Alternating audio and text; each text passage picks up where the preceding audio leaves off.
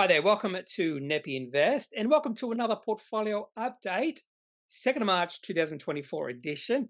I'm actually quite thankful that we're now in March, much quieter time of the year when it comes to investing because we have just finished February, which is a month that can be quite busy because many companies on the ASX will release or have released their half year and full year results.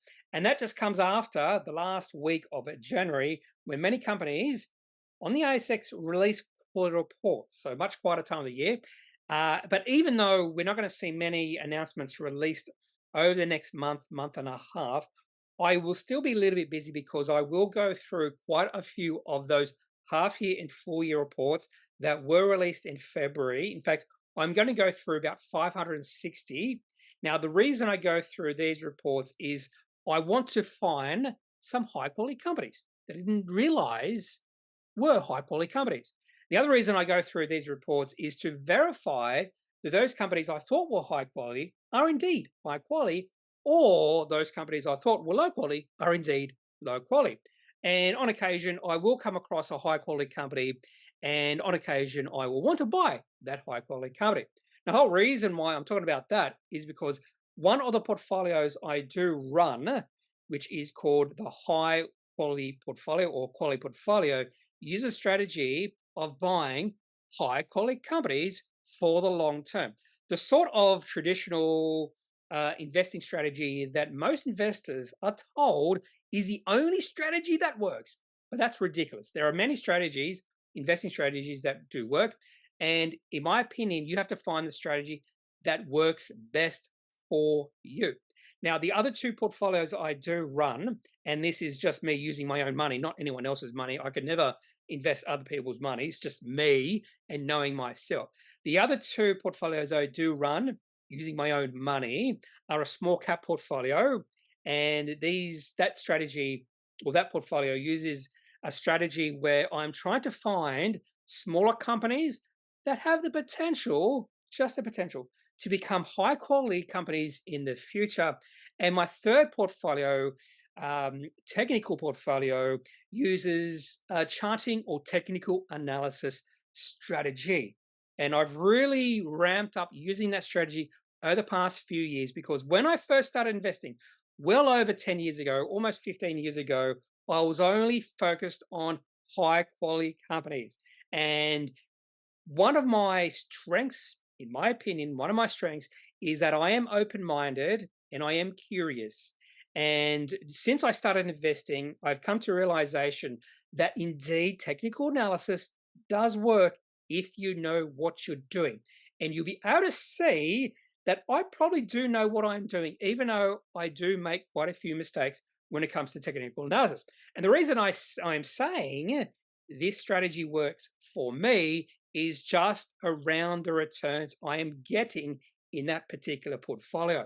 So let's have a look at the performance of my three portfolios and the three benchmarks I use to track against these three portfolios. So what I do is I break down the performance of these three portfolios and the benchmarks by different time periods. So since the start of the financial year, the last 6 months, 3 months, 1 month, and 1 week. Now, the 1 week period tends to be a little bit more noise driven. You might almost even say 1 month is noise driven. But once you go to extended time periods, less noise and more skill. So you could say more luck in the shorter time period, more skill in the longer time periods. Now, I only started doing this from the 1st of July 2023. So I expect to continue doing this project over the next 3 to 5 years, definitely. Now, one of the surprising things that has come out, me doing this project, is how successful my technical analysis has been or my technical portfolio has been. Since the start of the financial year, that particular portfolio is up 44.7%. And if you look at the 5 different time periods, that is the best performing portfolio or benchmark. 6 months up 28.7%, 3 months 24.1%, 1 month 13.5%, and 1 week 3.1%. So absolutely killing the other two portfolios. and even absolutely killing the three benchmarks, including the NASDAQ 100 ETF, the NDQ, which is only up 22.6% since the start of financial year. So I'm doubling probably one of the best quality ETFs you can have in your portfolio, the NDQ. Now, other than that, my quality portfolio is up 16%. Small cap portfolio is up 14%. Both of those portfolios are beating the small ordinaries and also the STW, which is the ASX 200. So ideally, I want to be beating, and not ideally, but preferably, I'd like to be doubling the STW. STW is up 11. So neither the quality or small cap portfolios are doubling the STW right now, but they are beating STW. The reason I say that is if I can't beat the STW or the ASX 200, I might as well just put my money into ETFs. And what this is showing me when I look at this particular table is, yes, maybe I should be focusing more on technical analysis, learning a lot more about this type of strategy, because possibly I'm more suited to technical analysis than finding high quality companies or finding small cap companies. Even though I do like using those strategies, I do find the technical analysis also a little bit more fun. That's probably important as well. Maybe that's another reason why I'm doing really well in that strategy. So fantastic results moving forward. And I've decided right now that if by the end of this financial year, my technical analysis portfolio is up over 50, so we've still got a few months to go, so 3 months to go. If it's up over, actually 4 months ago, March, April, May, June, 4 months ago, if that particular portfolio is up over 50%, I might, just might, I still have to decide upon this, I might spend most of my time on that particular strategy. At this point in time, I'm probably spending, say, 30 to 40% of my time on that particular strategy. I still go through reports, I still research companies, that sort of thing, and I spend most of my time doing that. But if I spend more time on technical analysis, perhaps, just perhaps, I could get even better returns because I am making mistakes. Now, I'm going to show you a few other things I am looking at right now, particularly in the next few slides after this one. But I'm just showing you the 5 best performing companies in each of these 3 portfolios. Quality up the top, small caps in the middle, and then technical at the bottom. You'll notice there is one company that is in my small cap, best performing small cap, and the best performing technical, and that is Electro Optics. So I'm always willing to trade companies that are already owned in the quality and small cap portfolio. So let's have a look at the quality portfolio. The 5 best performing companies within that portfolio are ASX companies. Now, coming in number 6, I believe, is Microsoft, but the 5 best performing companies are Lovisa, up 67.7%. Now, I'm including capital gains and dividends. You'll notice that JB Hi-Fi, 8.91% dividends since the start of the financial year. So the company has a pretty good dividend yield, and that company is up 46.54%. But Lovisa, 67%. Just behind Lovisa, we have Nick Scali, 66%. Pro Medicus, even though share price took a big plunge when they released their results, share price has recovered really nicely. So don't overreact. When a company's share price might drop on the release of their results, you might see the share price recover quite quickly. And that's exactly what happened with Pro Medicus, up 58.3%. I'm really happy that I decided to invest back into Goodman Group. I had been training that company over the past few years, and I thought to myself, after they announced they're really going hard into data centers, that I'll take a longer term position and put Goodman Group into my quality portfolio. That company's up 46.6%, and I've already mentioned JB Hi-Fi, up 46.4%. Now have a look at the best performing companies in my small caps. 4 best performing companies have given me returns over 100% since the start of financial year. In fact, Findi up 471%. Share price, that company keeps on going higher. I also decided, I had some options in that company, and I decided to exercise those options. Thankfully, I exercised those options. I think it was January the 13th or 14th. And the exercise price for those options was 90 cents. Current share price of Findi is 220. So the share price has more than doubled since January 14 when I exercised those options. I wonder if I've included the options that into the portfolio. It's something I should look at. I'm not sure if I have actually done that, which would actually even increase the returns of that company. So Findy up 471%. PlaySide Studios up 159.7%. Electro Optics, definitely a turnaround story at play right there, up 136%.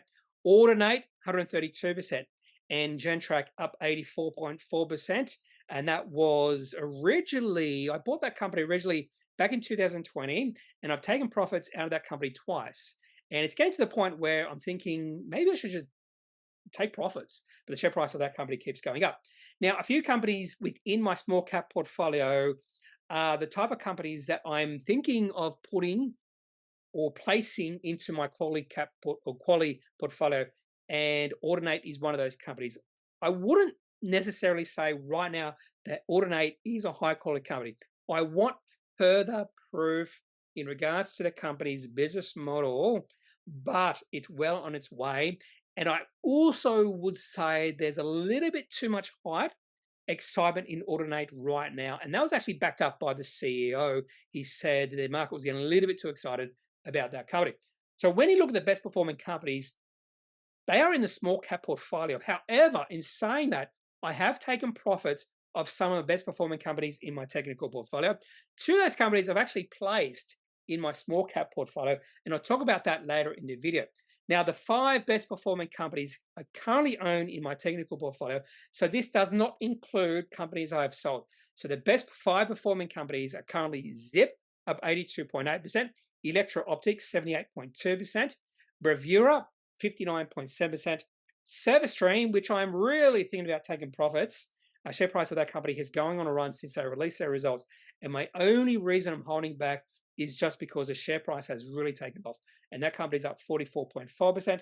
And then Quantum Intellectual Property, 33.7%. There is rumors that there is a takeover bid for that company. They've also given me a really nice dividend, 6.6% dividend yield. So that's something exciting. Share price dipped a little bit, but then there was that potential takeover offer, rumors, I think, if I remember correctly, up 33.7%. And that was a perfect trade. I love that trade because there was a breakout. It took me about 2 weeks to actually enter into Quantum after that breakout, but the share price went sideways. And then I had to wait another week or 2 weeks for the share price to break out even further. And that was on the back of the company's half-year results, a really good half-year results, which they hinted at a few weeks before I bought into them. And that's the whole reason the share price broke out, because the company hinted the results were going to be quite good. And I think the market just wanted verification the results were going to be good. So there's the best 5 performing companies that I currently own in these 3 portfolios. Now let's delve a little bit deeper into my technical analysis portfolios. And what I wanted to do here is just look at the success rate. And it's hard to determine success rates in this portfolio because my ultimate goal is to achieve at least 20 or 30% out of each trade. If I get higher than 30%, that would be a really successful trade. So ultimate goal is to get 20 to 30% out of each trade. Now, I would say if I can get a return above 10%, that would be a successful trade. So even though my ultimate goal would be 20 to 30%, if I can get 10 to 20% out of a trade, that would be okay as well. And then what about for any trade where I get a return less than 10%? Well, if I have a negative return, that would be a failed trade. But what about a trade where I get between 0 and 10%? I'm going to classify that as neutral. It's not negative because I'm still getting a positive return, but it's not what I'm aiming for. I want at least 10%, preferably over 20%. So what I've done is all the trades I have made, I've placed them into 5 different bins. Over 30%, between 20 and 30%, between 10 and 20%, between 0 and 10%, and then negative. I've made 86 trades since the start of the financial year. 60 of these trades have come to completion, so I have sold out of those trades. And at this point in time, I have 26 trades going on in my technical analysis portfolio. And in the third column, so in the second column, all the trades in the parentheses, those are trades that are ongoing, and the percentage in each little bid. So at this point in time, 21% of my trades, I have received over 30% returns. 12, I have taken profits. 6 are ongoing. 21% of my trades, I've seen a return of between 20 and 30%. So 42% of my trades so far have been over 20%. Another 10% of my trades, between 10 and 20%. No companies that I own right now do I see a return between 10 and 20%. So at this point in time, 52% of my trades are successful. So repeat that again. 52% of my trades are successful. I would be aiming for at least 60%. And this comes to a little bit of surprise that only 52% of my trades have been successful. When you look at my overall returns in this portfolio, 44%. So that was a little bit surprising. But 31% of my trades are in that neutral area between 0 and 10%. And only 16% of my trades have given me a negative return. And maybe that's another reason why this particular portfolio is now running at a 44% return, because the main rule of this particular portfolio, this particular strategy, is don't make any losses. Don't lose money. And the second rule is don't forget about rule number 1. And the very fact that I'm really stringent on that particular rule, and then I also have another rule, let the winners run as much as possible, is a reason why, even though technically I only have a 52% success rate, my returns are 44.7%. And here are the numbers right now. So my ultimate goal is to get above 20%, so 20 to 30%. And at this point in time, total trades 42%, success rate 52%. You have 31% of those companies or those trades in that neutral zone and only 14%. If we look at the current holdings, we even get better numbers. So 54% of companies I own in the technical analysis portfolio, 54% of those have reached my goal. 54% of them have been successful. And the reason why goal and successful numbers are the same is because at this point in time, I'm owning no companies that are in between 10 and 20%. 38% of my trades currently in the neutral zone, and only 8% of my current trades are below 0%. So 2 of my trades are below 0% right now. I think those are Bank of Queensland and DGL Group. Now let's have a look at the trades I made this week. So 4 trades, well, sort of 6 trades. Yeah, technically 6 trades. Okay, so I've bought a company called Adrad. This company released their results on Monday, the 26th of February. I didn't really know this company existed. Well, I knew this company existed, but I had never looked at this company because the chart, well-defined downtrend. And then I had a look at their results and I went, oh, this company is profitable. This company is a dividend paying company. And then I had a look at the market cap of the company, and the market cap of the company was 50 million. And I went, the market hasn't noticed this company yet. And there is a possibility that these results would lead the market to understand this company existed, just like I came to realization this company existed. So I decided to take a trading position in this company, even though the chart looks absolutely horrible. Bought some shares at 71 cents or 72 cents, and the share price is now 85 cents. And it does seem like the market now knows this company exists. Now we have to see the share price continue to go up and break out for me to confirm that has actually happened. But if the share price flounders or even goes below my purchase price, I probably would maintain a holding in this company just because I think there is some value in Adrad. Now, I will do a standalone video on this company because even though what the company does is not that exciting, not that thrilling, the company looks pretty cheap right now. I bought some like 360. Even though I'm not a fan of what the company does, you can't ignore what happened on Friday when the company released their results. Share price rallied about 40%, and the share price broke out. So this is one of my breakouts, and a breakout trade tends to be quite successful in the medium term. So I'm talking about 3 to 6 months time. Now, if a company that has just broken out releases a profit upgrade within that 6 months, it can lead to a long-term successful trade. Also bought AccuSensus. This was just me not really understanding why the share price fell 33% on the company not winning a contract.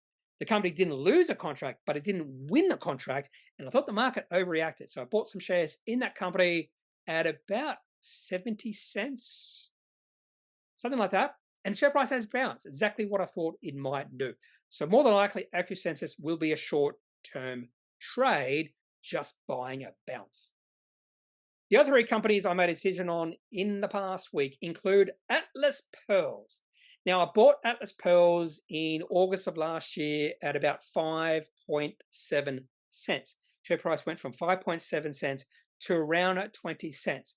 Now, the whole thesis of me buying shares and trading Atlas Pearls in August last year was just the pearl market. There was a lot of enthusiasm within the pearl market. Now, it's really hard to track what happens in the pearl market because there are auctions, and I think one of the auctions is only occurs twice a year.